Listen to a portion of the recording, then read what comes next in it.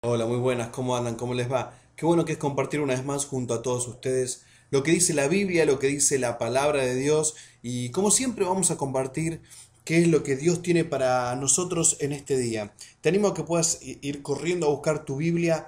Vamos a buscar en Hechos capítulo 17. Es un pasaje muy interesante, un pasaje impactante, algo que a mí me llamó poderosamente la atención y me gustó muchísimo. Digo, bueno, tenemos que charlar de esto y esta fue la palabra que Dios puso en mi corazón para compartir con todos ustedes. Le animo a que pueda ir a Hechos capítulo 17. El título habla del alboroto en Tesalónica. Está hablando de Pablo y es muy interesante lo que dice. Hechos capítulo 17 versículo 1.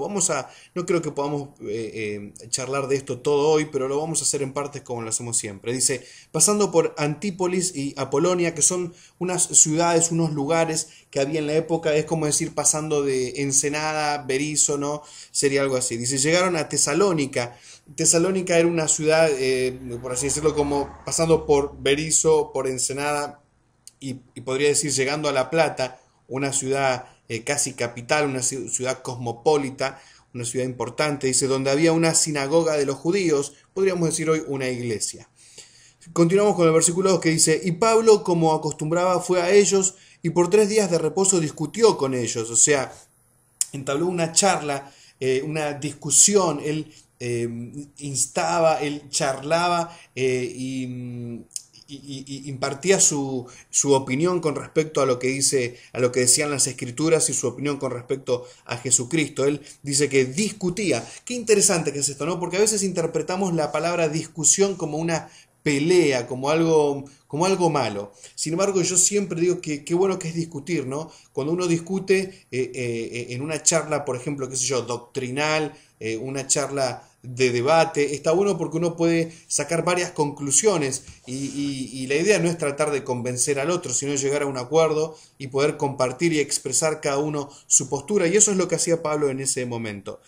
El versículo 3 dice, declarando y exponiendo por medio de las escrituras que era necesario que el Cristo padeciese y resucitase de los muertos, y que Jesús, a quien yo os anuncio, decía él, es el Cristo. El versículo 4 dice, y algunos de ellos creyeron y se juntaron con Pablo y con Silas. Silas era otro que lo acompañaba a Pablo en la predicación, y de los griegos piadosos gran número, y mujeres nobles no pocas, dice.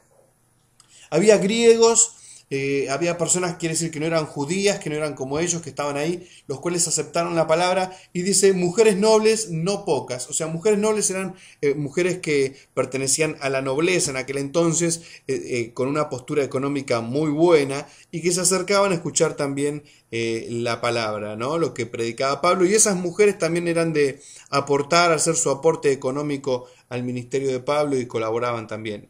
El versículo 5 dice, entonces los judíos que no creían, teniendo celos, tomaron consigo a algunos ociosos hombres malos y juntando una turba alborotaron la ciudad y asaltando la casa de Jasón procuraban sacarlos al pueblo.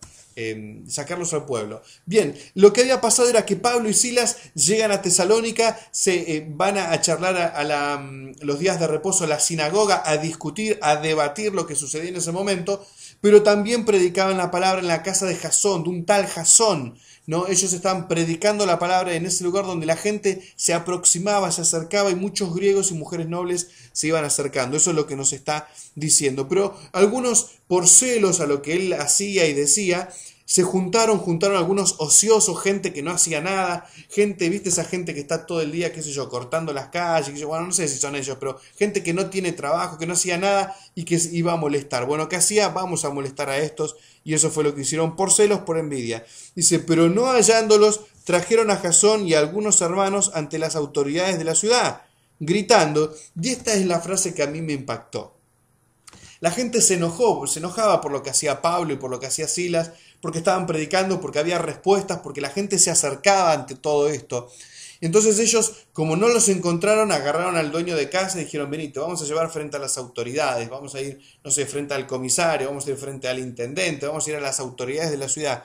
Y esta palabra fue la que a mí me impactó, que es la palabra de aquellos que no conocían a Jesús o de aquellos que no habían tenido un encuentro con Jesús y que obviamente no estaban del lado de Pablo.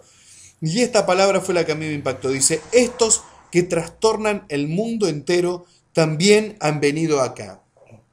Qué interesante, dice, estos que trastornan el mundo entero. Y dije, wow, qué fascinante, qué impactante que es esto, ¿no? Estos que impactan, estos que han trastornado el mundo. Y dije, chao, ¿qué es trastornar? ¿Qué es cambiar? ¿Qué es revolucionar? Estos que revolucionaron, que trastornaron el mundo, han llegado también a este lugar. Qué impactante y qué interesante que la gente pueda decir eso, ¿no? Muchas veces hablamos de predicar la palabra, de extender nuestras estacas, nuestro ministerio, nuestro llamado. A veces hablamos de extender y predicar en nuestro trabajo, en la universidad, en el colegio. Pero qué difícil es cuando la gente se nos pone en contra. Qué fácil que es predicar, ¿no? Cuando tenés todo a favor y hablar de las cosas de Dios cuando está todo bien. Pero mucha gente dice, ¿y pero por qué a vos te va tan mal si vos vas a la iglesia? ¿Por qué a vos te va de esta manera si estás trabajando en la iglesia? Bueno, porque aquellos que trastornan el mundo revolucionan y molestan. Usted va a molestar en el lugar donde está, usted va a incomodar en el lugar donde está y obviamente la gente va a empezar a sentir cosas que no quiere sentir. ¿Por qué? Porque usted va a estar con la presencia del Espíritu Santo en su vida y va a empezar a impactar a los que están ahí. Pero lo interesante de esto es que hay que trastornar al mundo y para eso no es simplemente con la predicación, sino involucrándonos. La vez pasada escuchaba a un músico que es cristiano, que él es creyente, pero él dice, una de las cosas que tengo con los cristianos es que ellos a mí por ahí no me entienden y yo no los entiendo a ellos. Y él dice que lo que yo no entiendo es cómo ellos, los cristianos, no se involucran en lo que pasa a nivel social, cómo la iglesia a veces no se involucra en lo que pasa a nivel social, a nivel político. Y usted me va a decir, no, nosotros estamos para predicar la palabra. Y estoy totalmente de acuerdo con usted, si usted piensa eso. Pero creo que tenemos que empezar a trastornar, tenemos que empezar a hacer lo que nos toca desde nuestro lugar, ¿no? Y desde nuestro lugar, aparte de predicar, es de ser un testimonio. Dice, había alguien que decía que prediques las 24 horas y cuando podías que hables, decía, ¿no? Que lo hagas con palabras. O sea, que vos prediques con tus hechos. Yo creo realmente que podemos cambiar una sociedad y que podemos cambiar el rumbo de una ciudad o de un país cuando nos postramos y buscamos la presencia de Dios. Usted me va a decir, esto es prácticamente imposible, Julio, porque la Biblia dice que en los últimos tiempos el mal va a crecer.